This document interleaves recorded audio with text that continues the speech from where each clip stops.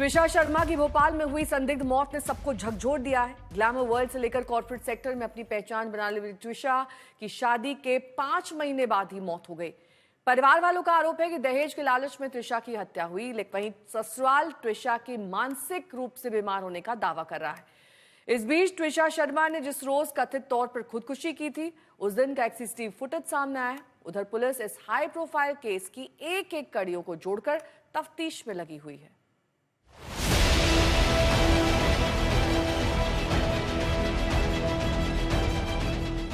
भोपाल की ट्विशा शर्मा की मौत की गुत्थी उलझी हुई है। तफ्तीश जारी है। हर दिन इस केस में एक नई बात, नया दावा सामने आ रहा है, जो इस केस को और ज्यादा पेचीदा बनाता जा रहा है। परिवार के आरोप बेहद गंभीर हैं। ससुराल वालों के दावे केस को अलग एंगल दे रहे हैं। पुलिस एक-एक कड़ियों को जोड़कर केस की जांच में जुटी है। लेकिन सबसे पहले बात ट्विशा केस से जुड़े उस सीसीटीवी की, जिसे इस केस का सबसे अहम सुराग माना जा रहा है। ये सीसीटीवी फुटेज 12 मई का बताया जा रहा है, यानी जिस दिन ट्विशा की मौत हुई। इस वीडियो में ट्विशा घर की छत पर जाती दिख रही है और उसके कुछ देर बाद उसके पति और 2 अन्य लोग सीढ़ियों से उसके शव को नीचे लाते हुए दिख रहे हैं। सीसीटीवी में यह भी दिख रहा है कि सीढ़ियों पर ट्विशा को सीपीआर दिया गया था। लेकिन इन सब के बीच बड़ा सवाल ये, आखिर इन दोनों वीडियो के बीच आखिर क्या हुआ?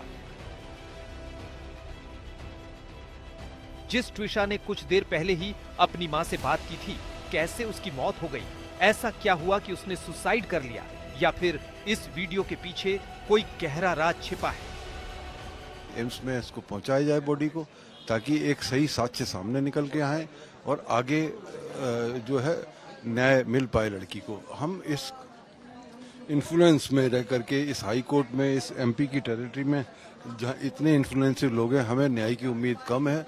इसलिए हम ये चाहते हैं कि ये केस सुप्रीम कोर्ट में तुरंत ट्रांसफर किया जाए और ये सीजीआई के निर्देशन में इस केस की जांच की जाए। भोपाल में ट्विशा शर्मा की मौत का मामला किसी फिल्म की कहानी से कम नहीं है, जिसमें एक रिटायर्ड जज, सास है, पति वकील है, प्रताड़ना है, ससुराल वालों पर आरोप लगाती चैट है। 12 मई को भोपाल में अपने ससुराल में ट्विशा फांसी पर लटकी पाई गई थी। मायके वाले इसे दहेज हत्या का केस बता रहे हैं, जबकि ससुराल वाले इसे सुसाइड कह रहे हैं। इस केस में कल पहली बार ट्विशा की सास, रिटायर्ड जज गिरबाला ने अपना पक्ष रखा। उन्होंने ट्विशा के परिवार के सभी आरोपों को नकारते हुए ट्विशा की मानसिक स्थिति पर सवाल उठाए। उन्होंने कहा कि ट्विशा मानसिक बीमारी की दवा लेती थी। उसका जाना हमारे लिए इट्स अ नाइटमेयर, क्योंकि व्हाटएवर इट इज हमारे घर का एक हिस्सा थी। उसके जब भी इसने एमटीपी अपनी इच्छा से कराई थी, डॉक्टर्स ने एडवाइस किया था अगेंस्ट दिस। उसी दिन साइकियाट्रिक काउंसलिंग के लिए भी गई थी। उसको दवाइयाँ ऑलिज़ोप्राम जो शिज़ोफ्रेनिक पेशेंट्स को दी जाती, उसने शुरू भी की थी। एक आध दिन ठीक रहती थी, लेकिन फिर अगेन कुछ उसको फिर थोड़ा परिवर्तन आता था। संडे के दिन, दैट इज 2-3 दिन पहले थोड़ा सा ऑब्जर्व किया, हैंड्स पे थोड़ा शिवरिंग था, which is typical of withdrawal symptom. शायद यहाँ आने के बाद, जैसे 30 तारीख को आई है, उसके बाद उसको that source of any addiction तो कट ऑफ था ही। पॉसिबल है वो सब कुछ, बट उसके बावजूद भी विद ऑल दैट होप हम फिर भी आगे चले उसके साथ। उधर ससुराल वाले इन दावों पर ट्विशा के परिवार वाले सवाल उठा रहे हैं। साथ ही ट्विशा के पति समर्थ पर ड्रग एडिक्ट होने का आरोप लगा रहे हैं। समर्थ उसको थ्रेट करता था, क्योंकि मैंने उनको ऑब्जेक्ट किया था, उनकी मदर को, कि ही इज अंडर ड्रग। समर्थ बहुत बड़े ड्रग एडिक्ट हैं, पुरानी हिस्ट्री है इनकी ड्रग एडिक्ट की, और आज भी बहुत बड़े लेवल पर ड्रग कंज्यूम करते थे। तो उनकी मदर को मैंने बोला कि आप प्लीज चेक करिए अपने बेटे को, बहुत ज्यादा ड्रग्स कर रहे हैं वो, और इतनी ड्रग्स कर रहे हैं कि वो बेहोश हो जाते हैं। लड़की शिकायत कर रही है कि ये इनको ध्यान नहीं रहता, ये उल्टी करके अपने इनके जो पड़े रहते हैं ये, तो प्लीज चेक इट। तो उनको इस बात का बहुत बुरा लग गया, तो उस बात से उसको प्रताड़ित करने लगे बहुत बुरी तरीके से, और बोलने लगे तेरे बाप के नाक रगड़वाऊंगा मैं। मैंने बोला कि अगर बेटे मेरा किसी बात से बुरा लग गया हो, बीइंग ए फादर ऑफ लड़की, मैं माफी मांग लेता हूँ। ये बात आई सामने के सामने। तो ये एक पूरा जो ड्रामा क्रिएट किया जा रहा है, ये अपने बेटे का ड्रामा मेरी लड़की पे थोपा जा रहा है कि जो काम वो खुद करता है वो लड़की को थोप रहा है। इन आरोपों के बीच केस और ज्यादा पेचीदा हो गया है। उम्मीद है कि पुलिस की जांच पूरी होने पर केस का सच सामने आ सकेगा। रवीश पाल सिंह के साथ आज तक ब्यूरो। रवीश पाल सिंह मेरे सहयोगी जुड़ गए हैं तमाम जानकारी के साथ। उनके साथ ट्विशा के पिता भी मौजूद हैं। रवीश, उनसे जानने की कोशिश करिए कि पोस्टमार्टम रिपोर्ट से अगर वो संतुष्ट नहीं है तो क्या दोबारा पोस्टमार्टम रिपोर्ट की उनकी मांग है और सुप्रीम कोर्ट तक ये मामला कैसे ले जाएंगे? जी बिल्कुल, क्योंकि साथ ही में मौजूद है त्विशा के पिताजी, और खासतौर से ऐसे समय पे जब उनकी जो स्वास्थ्य है त्विशा की वो भी अब सामने आई है और कई गंभीर आरोप लगाए हैं। तो त्विशा के पिता जो है इस वक्त हमारे साथ मौजूद है। सर, अब ये पूरा मामला कैसे आप आगे ले जाएंगे? सेकंड पोस्टमार्टम हो या सुप्रीम कोर्ट जाना हो या सीबीआई इंक्वायरी की मांग करना हो? सर, ये बहुत चिंता का विषय है कि आज हम 7वां दिन है, हम तड़प रहे हैं न्याय के लिए। PM2 हमारी एक अर्जेंट रिक्वायरमेंट है। बिफोर बॉडी डिकम्पोज हो, साक्ष्यों से छेड़छाड़ की पूरा जो है कोशिश की जा रही है। हम चाहते हैं कि यहाँ से बॉडी को शिफ्ट किया जाए और केस को भी शिफ्ट किया जाए इस स्वतंत्र जांच के लिए। SC अपनी निगरानी में इसको ले, और चीफ जस्टिस इंडिया की रिक्वेस्ट है कि वो भी संज्ञान लेकर के इस मामले में दखल दें। तो सर, ये PM2 जो आप मांग कर रहे हैं इसके लिए कोर्ट में आवेदन आप कब दे रहे हैं? क्योंकि आपने बताया था कि कोर्ट से ही होना है वो। यही तो उनकी चालें हैं कि आदमी का एक अधिकार है, PM2 एक अधिकार है, एक व्यक्ति का अधिकार है कि वो PM रिपोर्ट से अगर संतुष्ट नहीं है तो PM2 के लिए जा सकता है। अगर उसके लिए इतना बड़ा जुडिशरी प्रोसेस है, जो पावर्स दूसरे लोगों को, अधिकारियों के पास है कि बगैर जुडिशियल कोर्ट के भी उसको भेजा जा सकता है, तो ये क्यों नहीं भेजा गया? किस इन्फ्लुएंस के अंडर इसको जुडिशियल उसके लिए एप्लीकेशन के लिए डाला गया? ये सरासर एक बड़े इन्फ्लुएंस को दिखाता है, क्योंकि आप जानते हैं कि एक परमिशन निकालने के लिए कोर्ट के द्वारा it can take lot of time का मतलब यहाँ पर बॉडी को डिकम्पोज करना, ये साफ साफ दिखा रहा है कि ये लोग डरे हुए हैं, PM2 को करना देना नहीं चाहते। और सर, जो गिरिबाला सिंह अब सामने आई हैं, कल उन्होंने पत्रकारों से बात की और काफी एलिगेशन उल्टा काउंटर कर दिए उन्होंने। नहीं कर, देखिए सर, एक अक्यूज्ड तो जो अक्यूज्ड है वो कभी बोलता है, एक हत्यारा कभी बोलता है कि उसने हत्या की, एक अक्यूज्ड कभी बोलता है कि उसने जो है ये अपराध किया है। वो तो अपना बचाव करेगा ही, और तरह तरह के इल्जाम, उस आपराधिक पृष्ठभूमियों के माहिर हैं, उनका तो ये काम ही है डेली का कि किस तरीके से लॉ से बचा जाना है, किस तरीके से फ्रेम्स करने हैं सारे। ये सब फ्रेमवर्क है जो कि कोर्ट ट्रायल में प्रूव होना है। सर, कब होगा त्विशा का अंतिम संस्कार? ये सवाल बहुत, क्योंकि आप भी 7 दिन से यहाँ। तो हम भी आपसे पूछ रहे हैं सर, हमारी भी रिक्वेस्ट है आपसे कि कब होगा त्विशा का संस्कार। ये तो हमारे लिए बहुत बड़ा प्रश्न है। हम बार बार रिक्वेस्ट कर रहे हैं, हमारी शरीर में जितनी जान है हम ताकत लगा रहे हैं, आप लोगों का भी सहयोग मिल रहा है, मीडिया का, पर देखिए केस लाश तक से मस नहीं हो रही है। इतने दिन से लाश पड़ी हुई है, कोई भी शासन इसका संज्ञान नहीं ले रहा है। ये एक बहुत ही शर्मनाक बात है। अब उनकी सास कह रही है कि बॉडी हमें मिलनी चाहिए, पति का हक होता है अंतिम संस्कार का। पति देंगे उनको? हत्यारों को कभी नहीं दिया जाता, ये लॉ पढ़ ले। वो हत्यारों को कभी भी बॉडी नहीं मिलती है। हत्यारा करके बॉडी लेने का किसी को हक नहीं रह जाता है। और सिंसोफ्रेनिया की भी शिकार बता रहे हैं त्विशा को। फिर वही चालू कर दिया, हो गया कोर्ट में। तुम यार मेरे से तुम इतना सॉरी भैया, कोई इशू नहीं सर, कोई इशू नहीं है। तो कैमरा हटा लेना। फिलहाल हम सर लाइव पे हैं। तो त्विशा के पिता हैं, ये काफी गुस्से में है क्योंकि जो आरोप लगाए गए हैं, बहुत सारे सवाल कई बार कचोटते हैं और आत्मग्लानि से भी भर देते हैं कि सभी समय पर, सही वक्त पर अगर कदम उठाए होते तो शायद एक त्विशा की जान बच सकती थी। उनकी सास गिरिबाला क्या कुछ कह रही हैं, सुनिए। इस वक्त हमारे साथ मौजूद हैं गिरिबाला सिंह जी, बात करने के लिए जो आरोप त्विशा के परिवार की तरफ से लगाए गए थे। काफी कुछ बातें इन्होंने प्रेस कॉन्फ्रेंस में भी कल कही, लेकिन परिवार अभी तक अंतिम संस्कार नहीं करवाने के लिए शव ले रहा है। इस पर आपको क्या लगता है, क्योंकि अब तो 1 हफ्ते से ऊपर हो गया? मुझे तो ऐसा लगता है जस्ट माउंटिंग प्रेशर। दे चाह रहे हैं कि समर्थ जेल चला जाए, दे चाह रहे हैं कि मेरी बेल एंटिसिपेटरी खारिज हो जाए, चाह रहे हैं कि सब जितना गलत हो सकता है हमारे साथ हो, जबकि हमारा तो एक उसूल रहा है कि जो हमारे पास आया, हमारे संसर्ग में आए, लोग कहते थे आपका तो माइडस टच है, जो जो आपके संसर्ग में आता है उसका कुछ बेहतर ही बन के जाता है।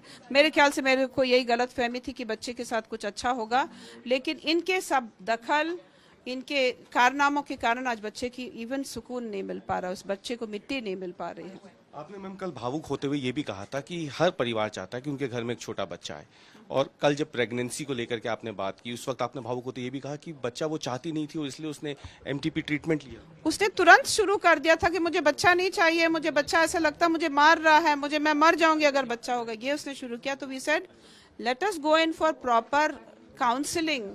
एक प्रोफेशनल हेल्प की जरूरत होती है। एक अगर बालिग स्त्री कहे कि मुझे बच्चा नहीं चाहिए आफ्टर मैरिज, तो कोई तो कारण होगा, और कोई कारण जानने के लिए वो सिंगल सेशन भी हो सकते हैं। साइकियाट्रिस्ट के पास भी गई, गायनेकोलॉजिस्ट के पास भी गई, तो उसका वहीं से तो शुरू हुआ। हमें जानकारी हुई कि शी वाज कंज्यूमिंग मारुआना, उसने एडमिट किया मेरे सामने ही। और सिजोफ्रेनिया का कब पता चला मैम? एंजाइटी का लिखा है उसके पर्चे में, और जो दवाई दी अगर आप उसको वो चेक करेंगे तो that is given for all this patients, manic depression and schizophrenia. ठीक है, मैं एक्सपर्ट नहीं उस दिशा में, तो इसलिए वही बता पाएंगे। यस, आप लोगों ने 8 लाख रुपए करीब जो है ट्रांसफर किए, जिसकी बैंक डिटेल्स भी आपने कोर्ट में सबमिट कराई हैं।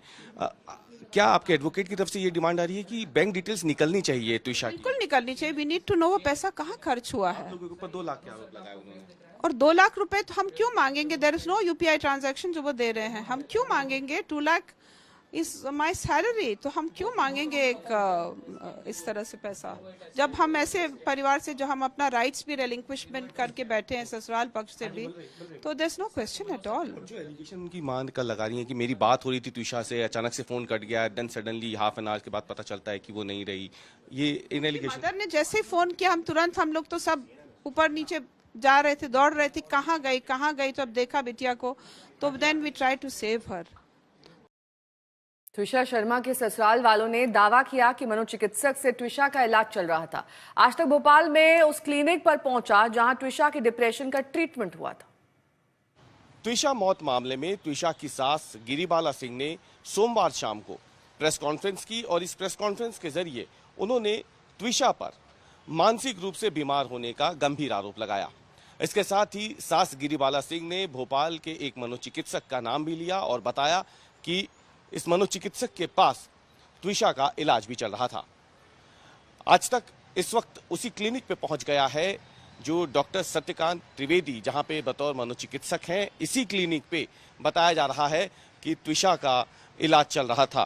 त्विषा की सास के मुताबिक त्विषा जो है वो सिजोफ्रेनिया नाम की एक बीमारी से पीड़ित थी, और इसीलिए जो मशहूर मनोचिकित्सक हैं सत्यकांत त्रिवेदी, उनके पास उनका ट्रीटमेंट शुरू हुआ था, और इस वक्त हम उसी क्लिनिक पे मौजूद है। हालांकि इस बारे में जब हमने डॉक्टर सत्यकांत त्रिवेदी से बात करने की कोशिश की तो उन्होंने किसी भी तरीके से इसमें बात करने से इनकार कर दिया है।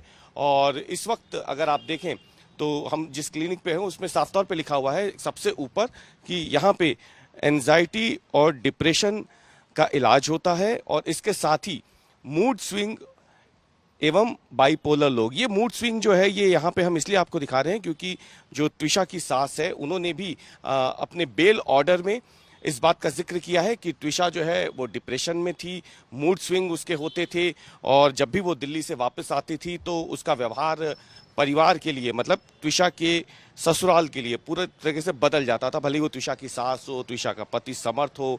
और इस बीच में हम आपको बता दें कि भले ही डॉक्टर ने इस पर बात नहीं की हो आज तक से, लेकिन हमारे पास आज तक के पास इस समय वो पर्चा मौजूद है।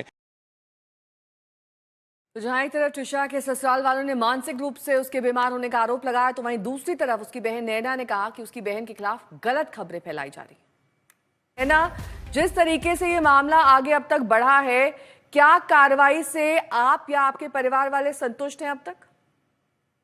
मैं उसकी कजिन हूँ और मेरा नाम नैना है, घर का वैसे गरिमा नाम है। और जो कार्रवाई चल रही है मैम, जिस तरीके से, हम बिल्कुल भी संतुष्ट नहीं है। आप तो अभी ये 5 दिन के बाद वाले फुटेजेस देख रहे हैं और कार्रवाई देख रहे हैं। ये जो डे 1 से चला है ये बहुत ही ज्यादा ट्रैप्ड केस था।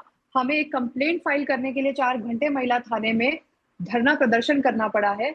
FIR दर्ज नहीं हुई थी। लड़का संदिग्ध, जो मेरी बहन की जो ये बॉडी है, ये घसीटते हुए लेके नीचे आ रहा है कैमरे पे ये सीपीआर दे रहा है। जहां पे मेरी बहन की हत्या हुई है वहां पे कोई भी सीसीटीवी कैमरा क्यों नहीं है? मेरे बहन के हाथ में हेडफोन है। मैं ये क्लियर करना चाहती हूँ कि ये एक नैरेटिव फैलाया जा रहा है कि मेरे बहन के हाथ में जो चीज है उससे उसने कुछ किया। वो हेडफोन है जो उसके खुद के भाई ने उसको गिफ्ट किया था।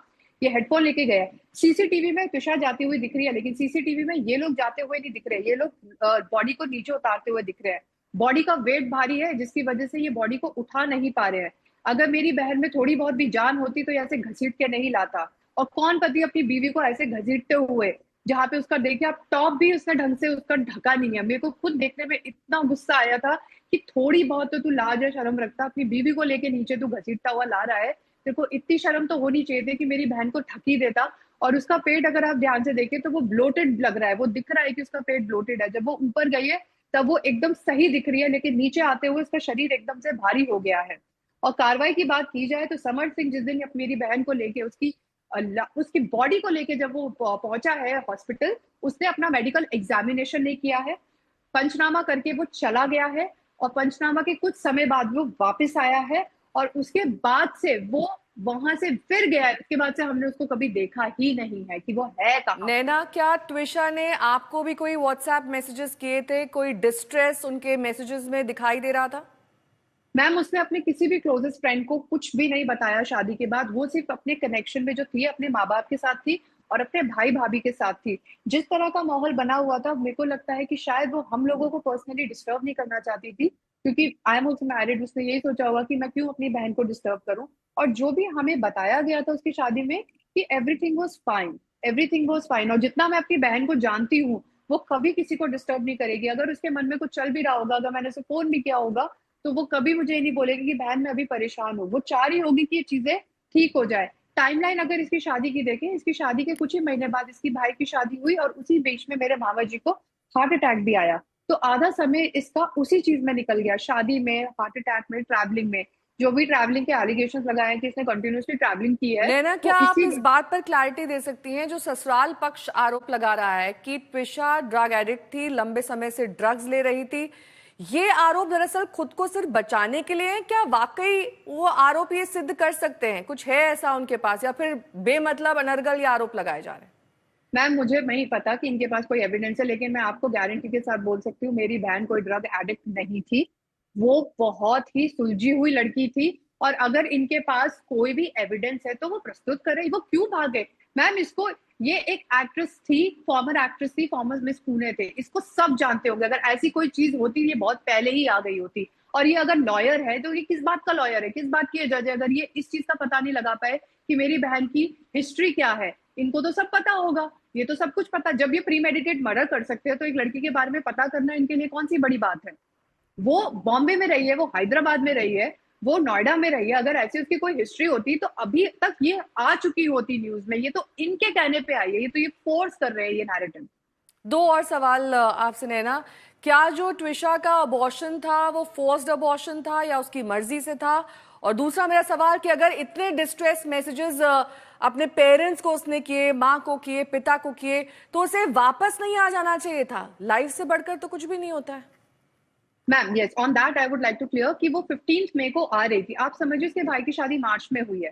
अप्रैल तक उसने इस चीज को बाईपास किया है, इस चीज को मतलब कोशिश की है कि ये चीज ठीक हो जाए। उसके मैसेजेस भी है, उसमें भी उसका यही कहना है कि मम्मी मैं इनसे बात करूंगी, आप मत आना, मैं वैसे भी 15 तारीख को आ रही हूँ।